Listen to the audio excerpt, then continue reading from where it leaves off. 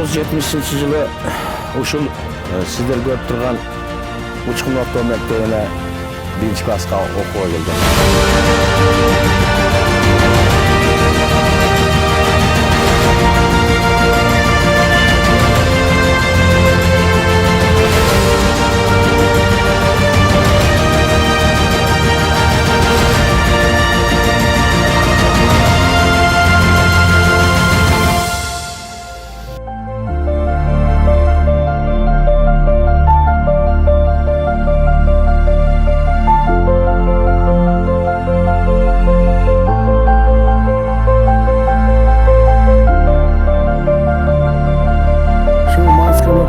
Şu yerde uşuluyda birge çoğayıp, yaşımızda birge çoğayıp çıktık.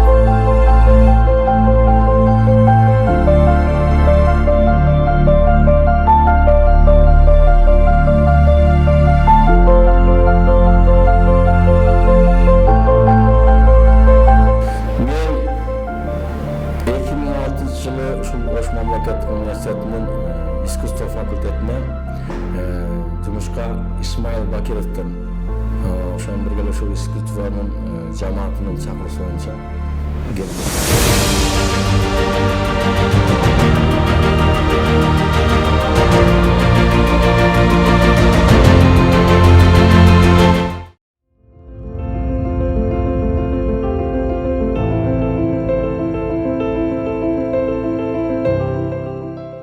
Ош мамлекеттик университетинин доценти Кожомжаров Абди Дыйканбаевич кайман аты Манас.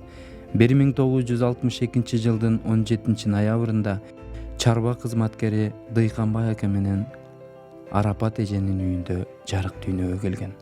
Манастын апасы Арапат эже ырга шыктуу, ырдаганды жакшы көргөн, артисттик өнөргө жакын, өзүнө тааныш адамдардын кыял жоруктарын туурай алган шайыр эне болчу.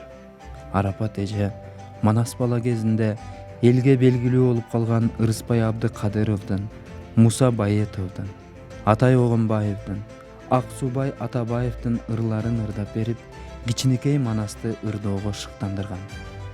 Ата-энеси чарба кызматкери болуп иштечү. Аларды сүт товар бир бригаданын 2 бригадасына которуп турчу. 1972 жылдары ата-энеси Бешмойнок деген жерге барып ишке которулушту. Манас агай Бешмойнок деген жерден аралыгы 4,5 километр алыстыкта болгон Кыргызчек айылынын эң этегинде жайгашкан азыркы Сыдык Алайчы мектебине кошумча сабакка барчу. 4,5 километр чакырым жерге барганга туура келчү. Андан кийин ата-энеси 9 километр. Азыркы аты Манас айылы. Мен Мады орто мектебине 3-класска барчумун. Ал эми кошуна кыз Майрам Жунусова, Аяш атасынын кызы. Азыр келинчеги. Өзүнүн бир тууган иниси Кадыр менен кошо сабакка барчу. Автобуска иптеп салып коюп, батпай калганда Манас агай мектепке жөө барчу. Азыр мен эстеп көрсөм, мен 1970-жылы Караксыр районуна караштуу ал кезде Фрунзе колхозу деп айтылат эле да. Азыркы Мада айыл өкмөтүнүн номер 97 учкун орто мектебине 1-класска мектеп барган. Ибрагим Эшатов досум экөөбүз бала кезден чогуу ойноп өстүк. Бир жолу сабак учурунда ажар эжеке үй тапшырмасын сурап калды. Мен даяр эмес элем. Ажар эжеке: "Ай, Кожомжаров, теги сумкаңда китеп тетрадтарың барбы? Ана, мага сумкаңды көрсөтчү" деп калды. Эжеке сумкамды алып өзүнүн столуна аңтарды эле, ичинен темир тезектердин баары столдун үстүндө жайнатып эле жатып калды. Эжеке ошолордун ичинен узундугу 20 сантиметр болгон, жумуру жоондугу 0,5 сантиметр болгон күмүш түстөгө темирди алды да: "Сен окуйсуңбу же темирчи болосуңбу?" деп жанагы темир менен башыма акырын уруп койду. "Мен окуйм эжеке, окуйм, экинчи мүнтпейм" деп эжекеден кечирим сурадым. эжекеге сөз бердим. Кийин башым иштеп кеттиби билбейм, айтор эжекенин сабагында дайыма кол көтөрө турган болдум. Мен 1970-жылы ушул сиздер көрүп турган Учкун орто мектебине 1-класска окууга келгем. Ушул мектептен таңма таанып, билимдүү болуп, ушул мектептен агайлардын тарбиясын алып, ушул мектептен жашоонун эң алгачкы адамдарын ушул мектептен баштагам.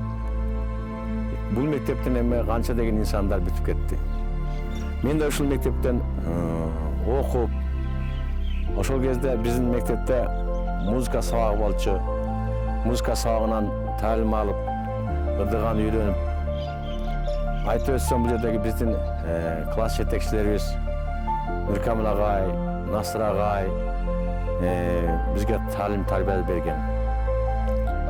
Кали эжеке, анан ошондо биздин мектепке Залкар комузчу Болуш Мадазимов дагы келип, убагында комуз үйрөтчү. Анан мен кирип, агайдан кирип калсам эле, ай балам сен комуз чертесиң деп калды. Анан мен комуз черткен жакшы билбейм десем, комуз четкен үйрөнүшүң керек деп. Анан агай ошондо раматылык. Агай кичине баягы токтогул сатылгандын жаштарга жаш кербез биле ошону үйрөткөн. Кичине толгой тарткан кыл аркан, токтогулдун кербези деген ыр бар го. Ар бир комузчуну комузчулукту жакшы көргөн, комуз чертем дегендер көбүнчө ошолдон баштайт да. Эң алгачкы. Ошентип ошондо Болшагайдан да кичине ырдаганды, комузду алгачкы ошо кишиден кичине колума кармагам да. Комуз кармаганыма ошо киши алгачкы шылтоо болгон. Андан кийин музыка сабагынан дагы агайлардан Иса Кебеков деген агай бизге сабак берген, музыканы сабак берген. Биз Манас досубуз менен, Кожомжар Манас менен ушул мектепте 70-жылдан баштап 80-жылга чейин 10 жыл бирге окуганбыз. Манас менен биздин мурунку окуган мектебибиз эски имаратта болчу, бул азыркы жаңы мектебибиз. Ушул класста да окуганбыз. Манастын эми айта берсек, мектептеги окуялар аябай көп. Музыкант болом деген ошо балалык чагынан шыгы бар экен. Мектепте ойногондо ар перерив сайын дем алышта колунан гитара түшпөй, гитара азып, ошол убактагы мектепте швабрасы эле. Аккордеонубуз мектепте бар эле, аккордеонист музыкантыбыз бар эле, ошо класстын ичинде эле ырдай жүрчү эле. Ошо таланты мектептен башталган экен. Азыр ушул белгилүү Кыргызстанга белгилүү эмгек сиңирген артисттерибиздин бири болуп чыкты. Мына досторду бардыгы ошо 10 жыл бирге окуганбыз. Кыздарыбыздан эми азыр катышпай калыптыр. Жумушуна байланыштуу.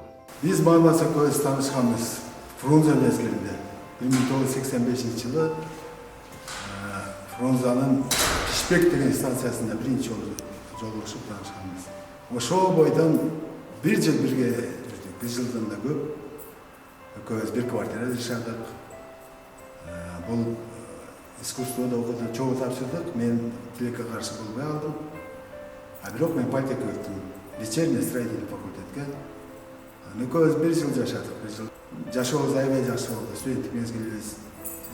Кээ бир кошуналар тою болот эле, гитарадан экөөбүз эки голос кылып ырдайт элек. Эки гитара менен ойнойт элек.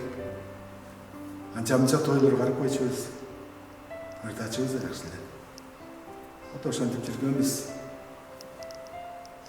Биздин жашообуз жаш кезибиз ошондо 22-23 жашыбыз болчу.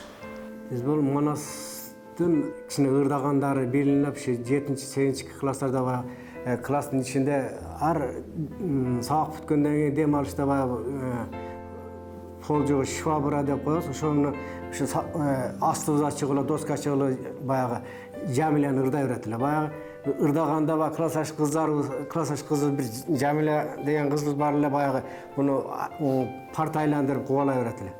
Баягынан биз айтат элек, эмне зарыл ушинтип ырдайсың, эмне ырдайсың десе, мен баягы ырдагым келет, баягы чоң ырчылардай болуп, баягы сахнада ырдагым келет, ошону элестетип ырдайм. Мен бул Jamilага карап ырдабайм деп ошентип айтат эле да. Кийин анан баягы 7-8, 9 класстарда баягы сабак бүткөндөн кийин үй жака барат эле, айылга. Ошондо баягы ырдайт эле. Болот Миңжиликовдун ырларын ырдайт эле.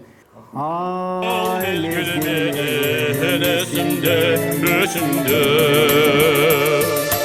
Adı da sonun sözümde Ardayım bütün parçamın Anda da altın çölgünü geçinde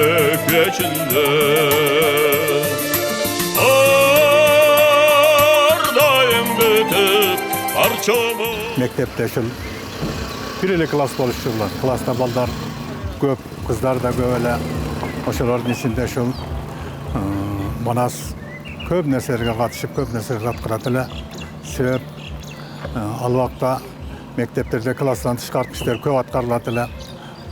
Ошол иштерде ар дайым Манас ушул алдыңкы лидер болуп жүрөт эле да. Ырдаганда, бийлегенде бардығын өзінің ордында, өзінің деңгээлинде аткарып, ушундай ырдап, бийлеп жүрчү эле. Бул жөнөкөй үй бүлөдөн чыккан бала. Өздөрү дагы бир топ бир туугандар, ошолордун ичинде эң ошондой бир жакшы үлгүлүү десе үлгүлүү, кандай кылып мактаса дагы жараша турган ушундай бир жакшы бала эле. Ошол мектепте окуп жүргөндө эле өзүнүн ыр жөндөмдүүлүгү башкалары менен, башка окуучулардан ушул айырмаланып турат эле да. Манас Кожомжаров менин окуучум. Манасты мен 6 классынан баштап физика сабагынан бери баштадым. 6, 7, 8, 9 класска чейин окуттум. Ал убакта Союз убагында биз пактага чыкчубуз. 15 сентябрдан баштап Ош областынын Кара-Суу районунун Фрунзе колхозунда пактага барчу элек, өзүбүздүн бригадаларды ошондой. Пактада Манас бакыры урдачу, анан Манаска мен көп эскертүү берчү элем. Манас бакыры урдасам пактаны тер деп, ошого жараша Манас пактаны дагы жакшы терчү. Ошол картада, пакта терген картасында бакыры урдап жүрүп, эки ишти тең аткарат эле. Пактаны дагы терет эле, ырдайт дагы болчу. Өзүнүн өнөрүн көрсөтө алат эле, кичинесинен баштап эле. Анан Манастын кызыккан сабактары бул история, тарых сабагы менен адабият сабагы болгон. Ушул сабактардан аябай жакшы окуйт эле. Физикадан орто 4кө окуйт эле. Мектептерде кружокторго, чыгармачылык кружокторго аябай көп катышып жүрдү. Ошо мына 10 класска келгенде, даже 10 класста эле биз мындай элдик тойлорго катышып, баягындай күйөө жолдош деп коет, ошондой катышып жүрдүк. Кыргыз Республикасынын эмгек сиңирген артисти болду. Манас достун адамгерчилиги, ак көңүлдүгү, ар кандай адамга мындай үлгү боло турган касиеттери бар. Манас деген баланы тарбиялап чоңойттук ушул. Биз эми Манастын абасы эле. Ол эми ушундай немелүү киши эле ушул. Манас келген сайын сен окуп атасыңбы, же болбосо атаң алдап эле жүрөсүңбү? Зачеткаларың канеке, мен бир көрөйүнчү. Ошо алдап эле жүрөт окшойсуң деп келген сайын ушинтип түрткү болчу эле да. Ошентип Манас да кааласа жакшы неме болуп калды. Эмеси көтөрүлдү, аниясы. Эми ушу өмүрү узун болсун. Мен келгенде бул кайным армияда эле. Өзүбүз ушу кайным журтум. 3 кыз, 4 уул болушат. Бул кайным 3-чү бала, анан уулдардан 2-чи уулу да. Мен келгенде мен 81 жылдары келдим, ошондо армияда экен эле. Армияда жүргөн экен, армияда келгенден кийин о маалда мындай немелер жок эле да. Кадр жетишпейби же талаага иштеген адамдар жокпу? колхоздо бригадир, агрономбу райстанөдө чөп айдайт эле. Жакшы, мындай бир бежай балдардан болбоду. Күн өттү, ай өттү, мына 7 жашар болуп мектепке барды. Мектепте дагы мына 10 жыл, 11 жыл мектепте окуп, мектепте дагы тарбияны жакшы алып, жакшы окуп, ата-энесин сыйлаган жакшы балдардан болду. Акаларын, укаларын жакшы тарбиялап, жакшыга чакырып, Бишкекке окууга барды. Окууга барганда дагы аябай жакшы окуп, тырышып, ушу окуп алайынчы, ушунчалык ата-энемин мээнетин текке кетирбейин деп, ушинтип жакшы жүрдү. Ичи бир кеңири дарыя бала болуп жетилди. 10-класста 1980-жылы номер 97 Учкун орто мектебин ийгиликтүү бүтүрүп, түз эле Ош педагогикалык институтуна, ал кездеги эл мусфак деп айтышчу, мусфакка окууга бел байлады. Ош педагогикалык институтунун мусфагына 70 орунга гана, анын ичинен 35 орун кыргыз тайпа, 35 орун орус тайпа болчу. 450, кээде 500 абитуриент документ тапшырчу. Ошентип мен Ош педагогикалык институтунун музыка жана ырдоо бөлүмүнө тапшырып өтпөй калып, күзүндөсү даярдоо курсуна өттүм. Мен негедир ырдоону үйрөнүүнү самадым. Мусфак музыка мугалимин даярдайт. Мен болсо вокалды ырдаганды эле жакшы көрөм. Мырза деген досум, курсташым, Манас, сенде сонун күчтүү үн бар. Сулукуң да жакшы, баары жакшы. Сен Бишкектен таалим албайсыңбы деп калды. Мырза досум менен чогуу эс алып, көп жүрчүбүз. Бир жолу Манас досум, сен Фрунзеге эле барбайсыңбы деп калды. Мен да ушуну эле күтүп жүргөндөй, менин оюм туура экен деп, мен кийинки жылдан Бишкекке окууга даярдана баштадым. 1985-жылы досум Ажиматов Жусуп экөөбүз бош убактыбызда Саякат эстрадалык тобунда ырдап жүрдүк.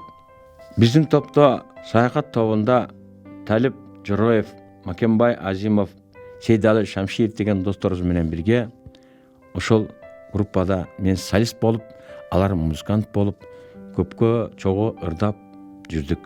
Манасты ушул операдан көргүм келет да. Мындай чоң ырчылар өзү операда иштеш керек эле. Бирок ошого карабастан бул Манас Кожомжаров ар дайым ушу өзүнүн үстүнөн иштеп келатат.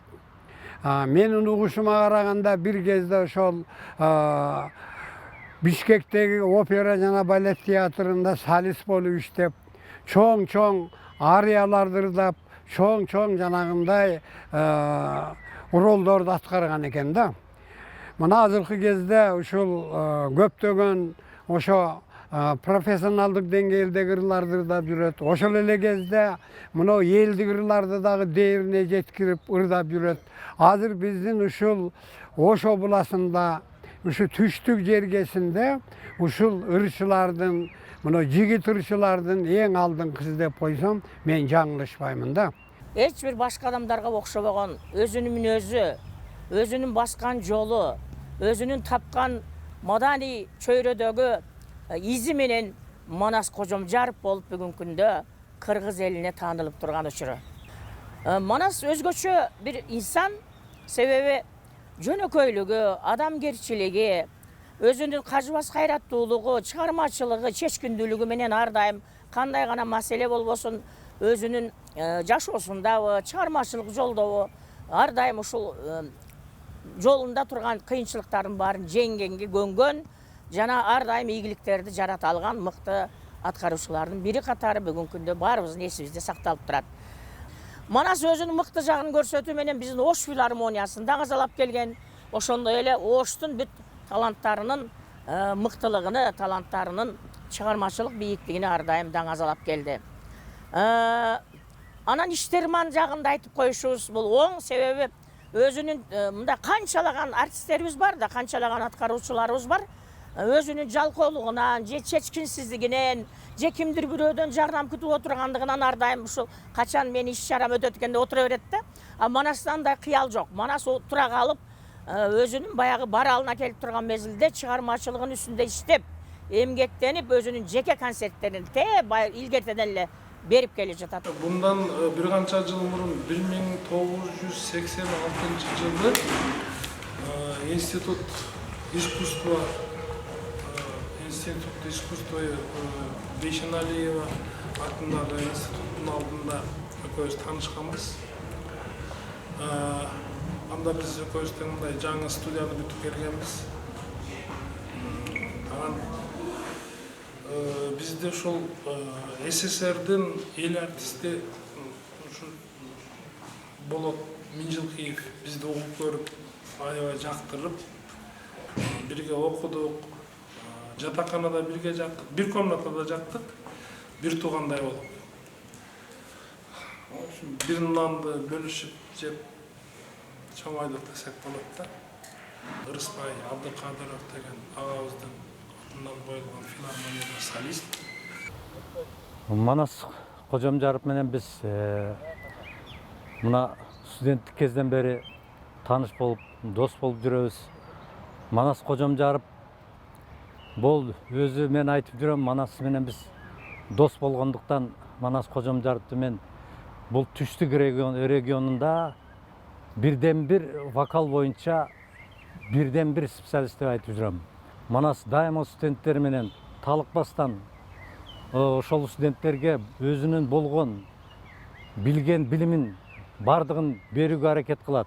Ошол вокалдык ансамбльди жетектеп, көптөгөн конкурстарга ошол вокалдык ансамбль менен катышып, көптөгөн ийгиликтерге жетишкен.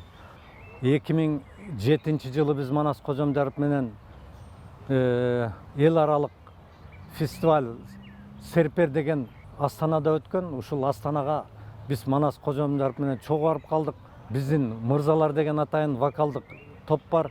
Ушул вокалдык топто дагы ырдап, биз ушул чогуу иштеп, чыгармаларды чогуу чыгарып, ошол Серпер деген фестивалга барып, Казакстанда Астанада өзүбүздүн чыгармачылык ырларыбыз менен ошол Казакстанда барып ырдап келген убактарыбыз бар. Бул жигиттин аты өзү Манас да.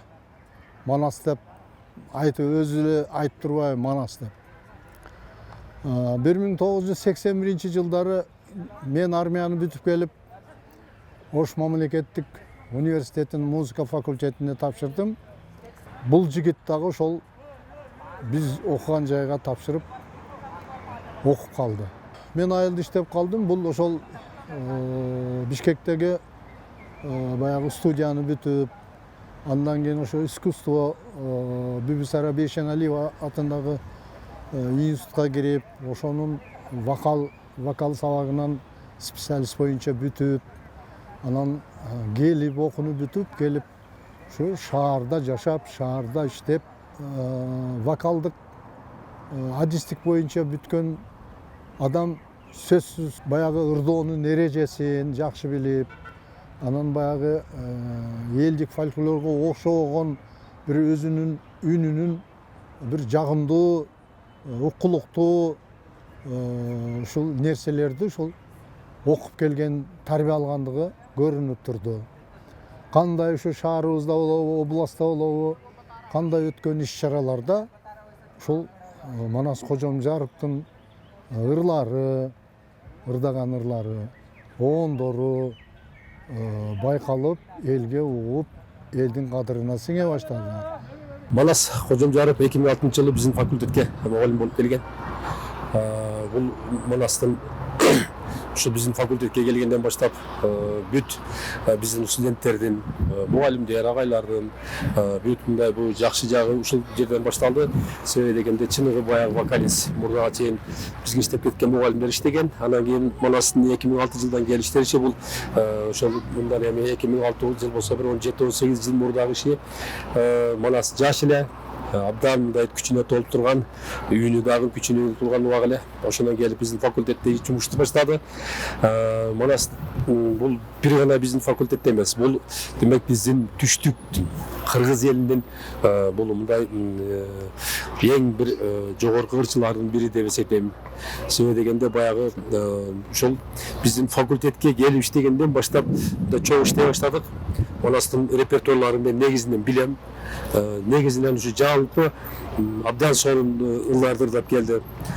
Классикадан баштап зарубеждик классиканы ырдатып, бүт баягы дүйнөлүк классиканы ырдап берди балдарга.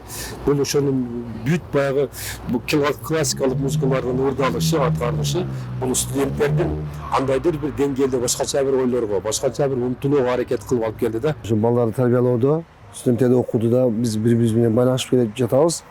Бул 1999-жылдардан Манасты менен көрүп, ошол шаардагы бир баягы хордорду аткан экен да, көрүп алып, аябай эме кылдым эле да, таанышандым эле. Ушу жигит менен дос болсом жакшы болот эле депчи. Анан кийин Кудай буйруп эле чын эле кийин баягы шаардагы маданий иш-чараларга да чогуу болуп калып, бири-бирибиз менен байланышып, анан кийин бир жагынан дос болуп калдык. Анан кийин баягы биздин мырзалар тобубуз да бизчи, элдик мырзалар тобу. Биз менен чогуу иштеген Каныбек деген агайыбыз бар эле, ал ден соолугуна байланыштуу кайтыш болуп кетти. Ошондон кийин биздин топко кайра Манас агай да келип, биз менен чогуу ырдап калдык. Биз аябай сыңктанабыз Манас агай менен.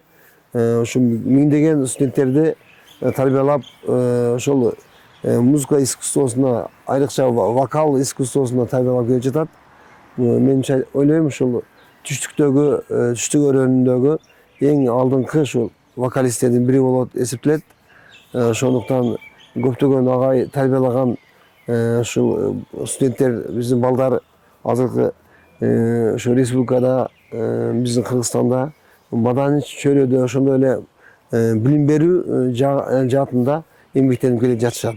2007-жылы биз Рыспай Абдыкадыров атындагы облустук филармониянын Болуш Мадазимов атындагы эл аспаптар оркестри менен Астанага барып калдык. Ошондо бул бүт өзүнүн чыгармачылык дараметинде классикалык чыгармаларды, элдик ырларды жакшынакай кылып аткарып, ошол Астана шаарындагы журтчулукка жакшынакай кылып чыгармачылыгын таратып келди. Андан сырткары 2008-жылы ошол эле оркестрдин жамааты менен Кытай эл республикасында эң сонун бир жакшынакай чыгармачылык иш сапарда болуп келдик. Андан дагы сырткары бул чыгармачылык адам иш сапарларга чыккан сайын өзүнүн чыгармачылык изденүүлөрү артат экен. 2016-жылы Ош шаардык маданият башкармалыгынын ичинде уюшулган этно-ош фольклордук ансамблында да чогуу эмгектенип калдык. Отчеттук концерттерде, бүт шаардагы, облустагы болгон бардык иш-чараларда өзүнүн бир жакшынакай талантын көрсөтүп келди. Биз бүгүн Манас Кожомжаров жөнүндө сөз кылып жаткан болсок, Манас Кожомжаровдун ушул эмгек жолун, ушул убакка чейинки келген көптөгөн ушул чыгармачылыкка болгон өзүнүн кызыгуусун, эмгекчилдигин, тырышчактыгын ушул айткым келет. Мисалы үчүн биз ушул 2000-жылдан бери Манас аке экөөбүз көптөгөн ырларды дуэт ырдап келатабыз. Оркестрдин коштоосунда, жөнөкөй фортепиано менен коштоосунда дагы көптөгөн ырларды ырдап жүрдүк. Биз элдик ырлардан баштап классикага дагы басым берип, романстарды ырдап, андан сырткары кыргыз элинин чыгаан композиторлордун ырларын ырдап келе жатабыз. Ушул азыркы учурда дагы биз оркестр менен көптөгөн чыгармалардын үстүндө иштеп, ушул классикага дагы көбүрөөк басым берип, көптөгөн конкурстарга дагы катышып, фестивалдарга катышып ырдап жүрөбүз. Манас аке жөнүндө айтсам, бул чыгармачылыгын жөнүндө айтамбы, мугалимдик жактан айтамбы, ар тараптан бул кишинин өнөрү бар. Мисалы үчүн мугалимдик жаатында дагы көптөгөн окуучуларды чыгарып, мисалы үчүн Роза Шакирова, Гүлзада Жылчымышева, Чолпон Өскөнбаев, ошого окшогон дагы көптөгөн аты таанылган чыгаан студенттерди тарбиялап, ырчы катары, мугалим катары дагы келе жатат. Закончив успешно консерваторию, его получил распределение в город Ош, Государственное музыкальное училище имени Наязалы. И здесь у нас организовался такой тандем, и очень были у нас такие мощные уроки, такие, вы знаете, взаимопонимание было. И я хочу сказать, что он получил очень хорошие знания от своего педагога. Он закончил у профессора Марлена Балаталиевича, народного артиста, который занимался оперным классом, оперным вокалом. Вот. И он эти знания дал студентам, с кем мы работали. Дали очень большое количество концертов как в классе, так и в городе. Вот. Он давал очень много сольных концертов. Вот. И у нас, закончив наше училище в нашем классе, Гульзат Жилчемышева успешно поступила в консерваторию, закончив также у педагога Манаса Кажамжарова, Марьяна Балаталиевича Тимирбекова. Закончив отлично, она сейчас дает успешно концерты сольные в Германии. Su içpey Kandaylatып turganda Men anjebey Aldım tayıp turganda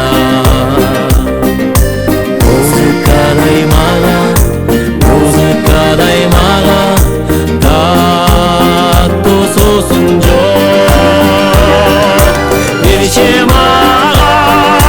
Berçim ağa, yarım kaşık muzika.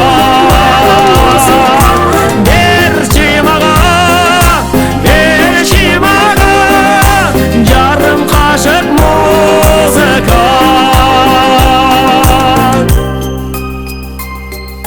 Men eylamay, kapı tartıp turganda Men kubanbay Bak bölüp tutunganda Darım uşul Kaygı cana şatlıkta Berçim ağa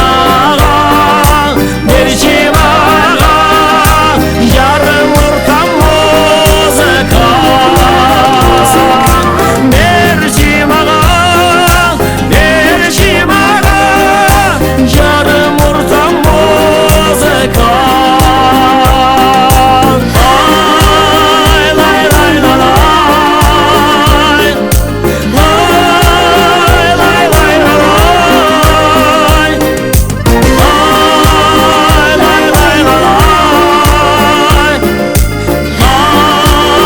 lay lay la lay. Hem neler çok Olduydu da carıkta Ne bir sonu Ne bir kımbat asılma Men keterde Boşonçonun içinden Sağınarım, en ayarım Ekim batım muzika. Sağınarım, en ayarım Ekim batım muzika. Berçim ağa, yarım ortam Abdümanas bu benim koluma 85. yılların kelip şunda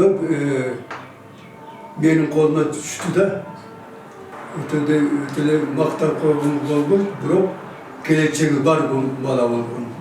Ben de birinci kursu bütün, ana ben ayttım bu geleceği operamen zaymasıyla durgan bana de ben gözüm koygun şunu. Emez dava emege konservatoriyaga bereli dep emeğim.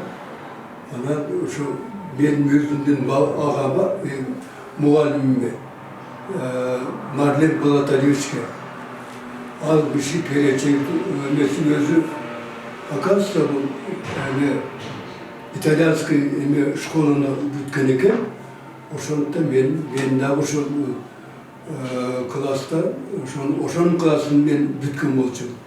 Şundan zaman bolgan jerim yok Xuday kalasa.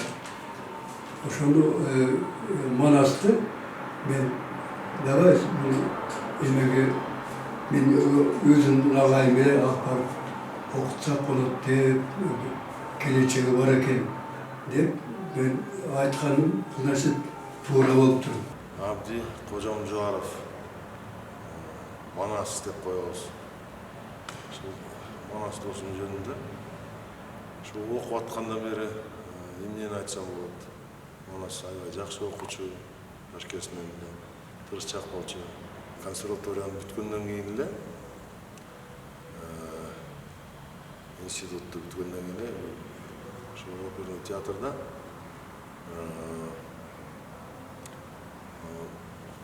Олегадан молодой цыганның емесін атқарды, Чиосандан Горон ролін атқарды, Ақмөрден Болоттың ролін атқарды. Анан кейін Йолантадан Вадемондың партиясын ұрдады. Бардығын тең бұл жігіт аябай қылдаттық менен иштеп. Студент кезде чогуу жашап калдык. 201 контода А блокто мен Абди Авам, Расул Маматкулов, народный школда, Талгар Жакшылыков, народный операны солисти болуп. Төртөө жашадык. Чыгармачылык боюнча айтсам драматический тенор болчу да. Баягы Кыргызбыз да. Окууну бүтүп театрда солист болуп иштеп калды, хор иштеп жүрдүк студент кезден чогуу. Андан кийин солист болду. Абди ага менен мен чогуу бир курс абдан күчтүү эле Абди Кожомжаров, Эмил Омуров, Талгар Жакшылыков, Эльвира Санкулова, Кусарова, Светлана, дагы орыс кыз барды, фамилиясын унутуп. Абдан күчтүү курс болуп кетишти. Мен Манасты профессионал ырчы катарында, инсан катарында, илим катарында бир топ жылдардан бери жакшы тааныйм. Манас где-то 91-жылдары, 92-жылдары театрга келип иштеп калды, ырчы катарында. Негизи бүгүнкү күндө Манасты ырчы катарында, жакшы инсан катарында, ошондой бир адамдын жакшы касиети боюнча айткым келип турат. Анткени чыны менен Манастын табиятынан берген талант абдан жакшы, үнү жакшы дегендей, баягы профессионалдык тил менен айтканда толук диапазондуу тенор деген үнгө ээ болгон ушундай биздин Кыргыздын чаган жигиттеринин бири. Ал эми баягы театрда биринекин партияларда бир партияны даярдап дегендей, же болбосо экөөбүз ошол үнүбүз окшош болгон үчүн ошол Травиатадан Альфредтин партиясын экөөбүз тең ырдадык. Жаңы эле пайда болгон опера Акмөр ошол учурларда жазылып калды. Анан мен ошол биринчи премьераны мен ырдадым Болоттун партиясын. Манас болсо ошол партияны даярдап, кийин ошону алып чыкты.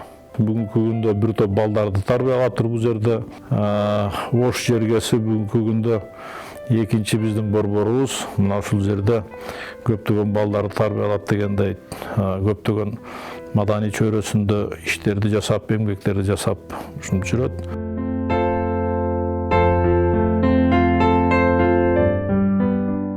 Ошентип убакыт үй бүлө күтүүгө да жетип, 1990 жылы балалыкты бирге өткөзгөн Аяш атасынын кызы Майрамкан Жунусова экөө баш кошушту. Манас болуп тур, манас атка конуп тур.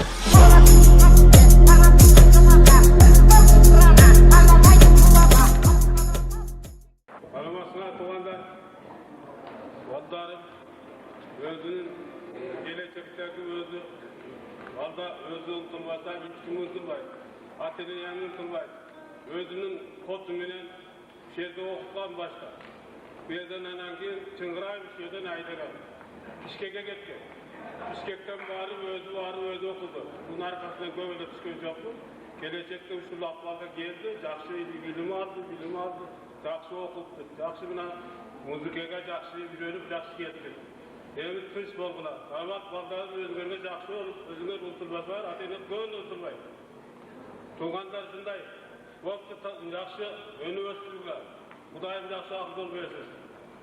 Oğlum gelecekten önü östürgüler. Мен атам мен үчүн бул эң мыкты, эң уникалдуу, эң таланттуу, эң акылдуу адам. Мен атам бул менин биринчи досум, менин биринчи мугалим деп эсептейм өзүм үчүн. Анткени кичинекейибизден бери эле баардык мен билген нерсени, баардык нерсени атам үйрөткөн. Конечно, ырдыганды да атабыздан өткөн, что генидан өткөн, что окутуп атып, кичинекейибизден бери ырдайбыз биз дагы. Атам баардык жакшы жактары өткөн. Дагы бир мен үчүн жаман деп айтпайм. Өтө пунктуальный адам. Менин атам мен үчүн эң жакшы адам. Ошол нерсени айткым келет. Көп эле кыздар, көп эле балдар өзү ата-энесине ата мен сизди жакшы көрөм же ата сиз өтө жакшысыз деп айта алышпайт. Мен да ошол нерсени эч айта албайм өзү үчүн. Бетине карап, ошондуктан камерадан айткым келип атат. Өзүн айтпайм эч качан өзү. Ата мен сизди өтө жакшы көрөм. Мен үчүн сиз эң жакшы адамсыз. Мен кичинекей мен атам менен эле чоңойдум десем да болот да. Бала бакчага барбай дагы атам жумушуна кетип калат элем, атам менен жүрөт элем. Ошол атамдын айлана чөйрөсү менен чоңойгом. Атам кичинекейимен баштап, 4 жаш, 5 жашыман баштап, мени ар кандай конкурстарга катыштыра баштаган. Пойти с нами деген конкурс болгон. Ошондо барып, ырдап, ошол жерде гран-прилерди алып, атамдын колдоосу менен, коштоосу менен ошентип музыкалык окуу жайга тапшырдым. Ал жакта окудум, пианинону бүткөм. Атам паркка алып барып, анда акчасы жок болсо дагы өзү жанагы каруселдерди түртүп, мени ойнотуп, болгон акчасына мага корут алып берип, сүрөткө түшүрүп, ушундай кездер аябай көп болгон. Ошо атам өз эмгеги менен, өз күчү менен азыркы статусуна, азыркы авторитетине, азыркы положениясына өз күчү менен жетти десем мен эч жаңылышпайм. Азыр Кудайым буйруп, атам азыр элге, жерибизге эмгеги сиңип, эмгек сиңирген артист наамын алып отурат. Эл артист деген наамын алганга аябай тилектешмин. Биз аны үй бүлөбүз менен күтүп отурабыз. Биз Манас экөөбүз табышып баш кошкон жыл союз чачырап, бардык эл журтубуз кыйналып, тиричилик кылабыз деп мындай адамдардын ою чаржайып болгон мезгилге туш келип калдык да.